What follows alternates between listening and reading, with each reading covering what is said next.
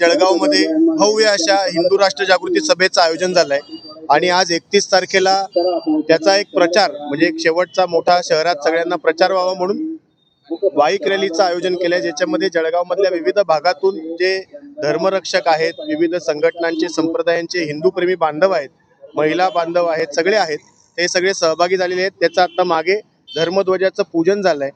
ही bike rally Nehru चौक जो station रोडवर आहे तिथून सुरू होऊन पूर्ण शहरातून जाऊन शेवट तिचा पिंपराळ्यामधील जे छत्रपती शिवरायांचं स्मारक आहे त्या स्मारकाजवळ शेवट होणार आहे।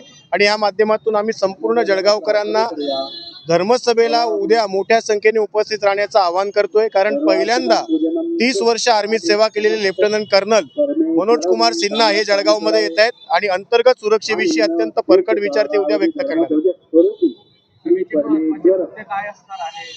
सभेमध्ये महत्त्वाचे मुद्दे म्हणजे आपण जे आजूबाजूच्या देशातली परिस्थिती बघतोय त्या पार्श्वभूमीवर जळगाव किंवा अन्यत्र ही जे काही उत्तर महाराष्ट्राचा भाग आहे हा तुझा संवेदनशील म्हणून मोडला जातो, तर एक अंतर्गत सुरक्षा म्हणून आपण स्वतःची काय शारीरिक मानसिक आध्यात्मिक तयारी केली पाहिजे, प्रशासन मीडिया यांच्याशी समन्वय कसा ठेवला पाहिजे, याचबरोबर यावर्षी आपले जे काही सण उत्सव आहेत ते आदर्श करून आपल्या युवकांनी कशा पद्धतीने स्वतःची तयारी वाढवली पाहिजे असे सगळे महत्त्वाचे विषय असणार आहेत। शिवकालीन शस्त्र प्रदर्शन आहे आणि 150 वर्ष पूर्ण झाल्याबद्दल 10,000 जळगावकर एकत्रित वंदे मातरमचा गायन करणार आहेत।